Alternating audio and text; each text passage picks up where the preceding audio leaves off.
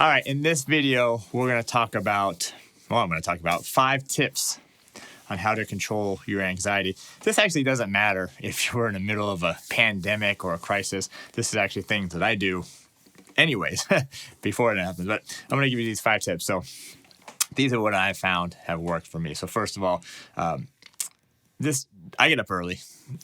I think that's important. I wasn't actually counting that as one of the steps, but I get up early.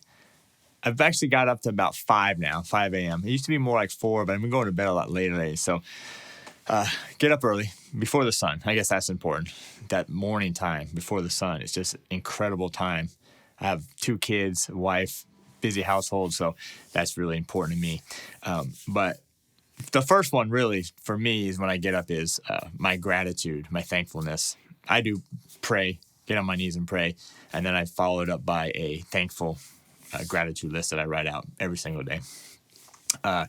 2, my goals. I write my goals out every single morning, also every single night. And this helps keep me focused where I'm going. No matter what's going on in the world, I know where I'm going. So that's really important to keep you grounded, even when things around you or the world seem like they're falling apart. 3, and this is probably the most important thing, is exercise. I mean, you have to exercise. Doesn't matter if you're quarantined at home, or maybe you can get out and walk, or maybe you can run, ride your bike. But even if you're at home, there's yoga, there's weights.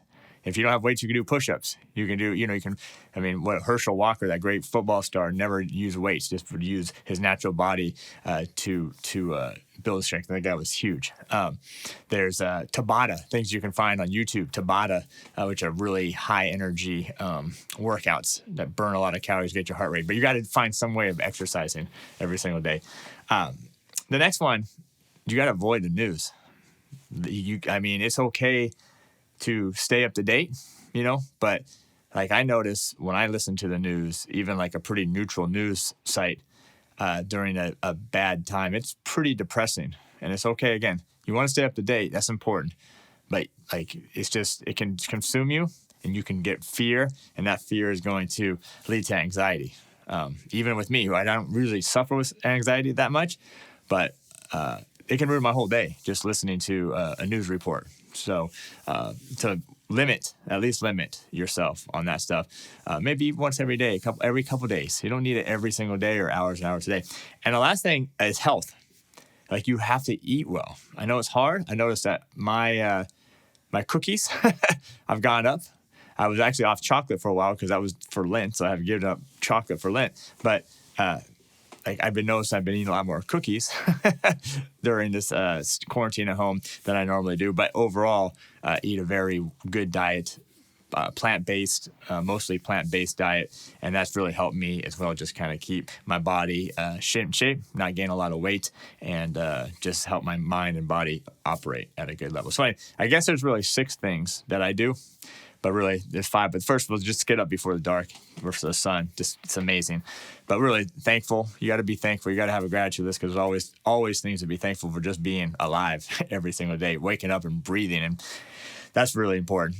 2, a gratitude list, thankful list. Just write it out. What are you thankful for? Wait, I did that already, right? Goals. I guess the goals are really important as well. You got to do your goals. You got to do some exercise, some kind of exercise. And you got to stay away from the news.